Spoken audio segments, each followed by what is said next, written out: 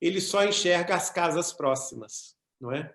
É certo. E o próprio Kardec diz assim: aquele homem que está no alto da montanha é capaz de ver que a carruagem que segue por uma estrada, ao virar a curva, cairá num buraco, porque ele está vendo o buraco, não é lá do alto. E quem está na carruagem não está vendo.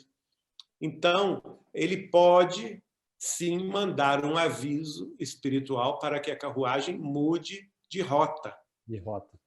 Então, a mediunidade do futuro, de profecia, de revelação do futuro, segundo Allan Kardec, ela vem, sim, sempre escolhem os espíritos superiores, ou seja, não são os médiuns que se candidatam a ter essa missão ou essa tarefa. É o contrário, os espíritos superiores que escolhem o médium e o espírito comunicante preparado para tal. E eu pergunto a vocês, Chico Xavier encontrava-se preparado para tal? Tem que responder isso? Não precisa responder. Emmanuel estava preparado para tal? Claro, não é? E depois o Kardec ainda continua dizendo o seguinte, que essa mediunidade vem sempre com um fim útil.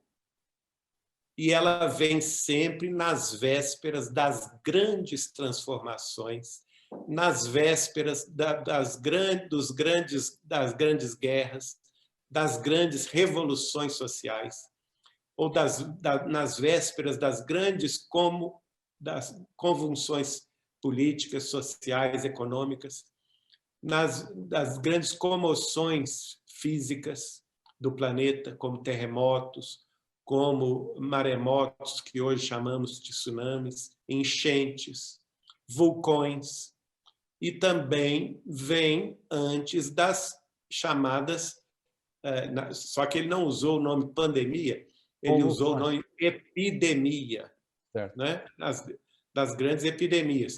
Ou seja, o que é a pandemia? É uma epidemia global. Sim. Então, nas vésperas, sempre vem a revelação do futuro e, naturalmente, estabelecendo rumo para a humanidade. Para colocarmos as barbas de molho, né?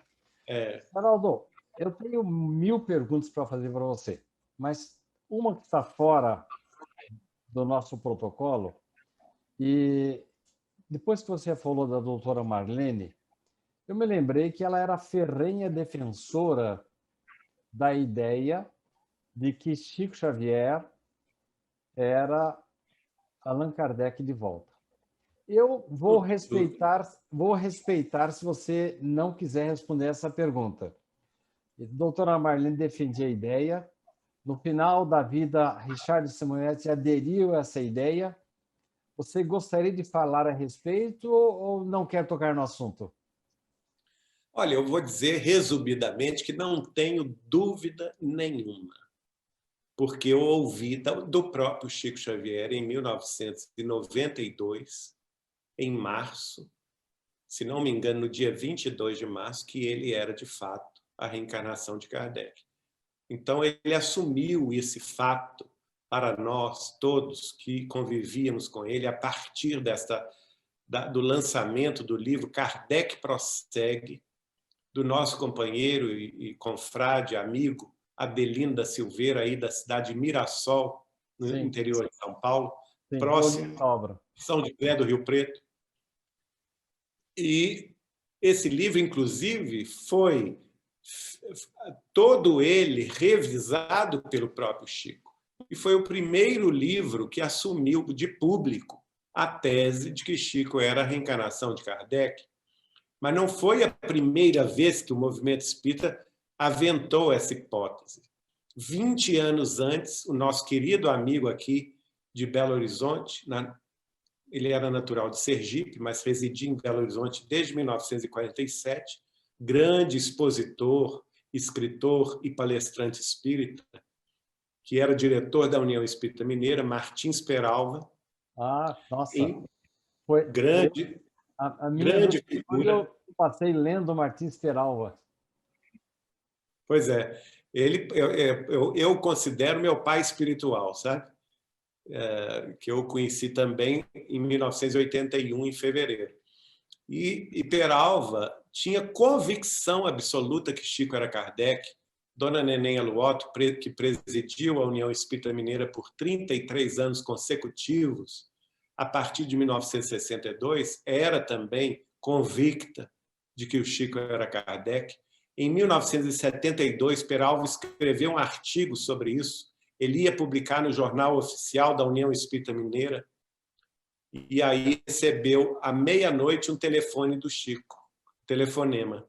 E o Chico falou com ele assim: Peralva, meu nego, tira este artigo que você escreveu do Espírita Mineiro. Olha só, ninguém sabia, só Peralva e Dona Neném sabiam do artigo.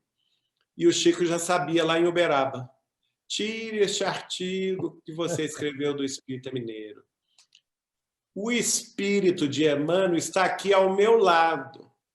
Está dizendo que o assunto virá mais tarde. Se você publica isso agora, vai criar uma confusão, porque nós estamos à plena tarefa.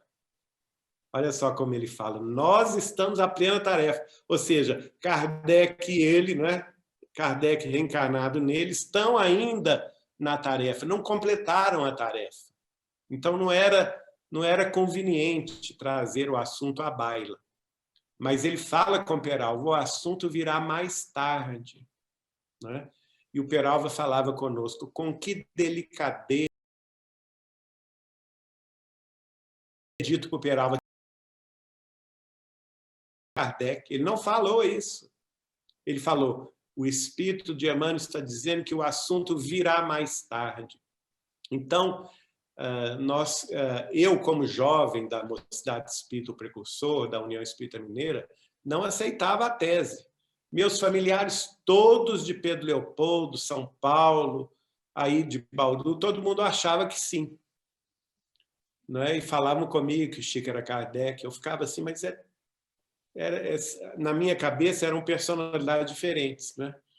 Um dia eu cheguei para ele e disse assim, Chico, posso fazer uma pergunta? É isso que eu queria saber. No contato íntimo com ele, você sentia essa diferença de personalidade ou aquela braveza lá dos 24 anos já mostrava um pouco da personalidade de Kardec? A partir de 1984, que eu me tornei mais íntimo do Chico, né? Uns aos outros como eu vos amei.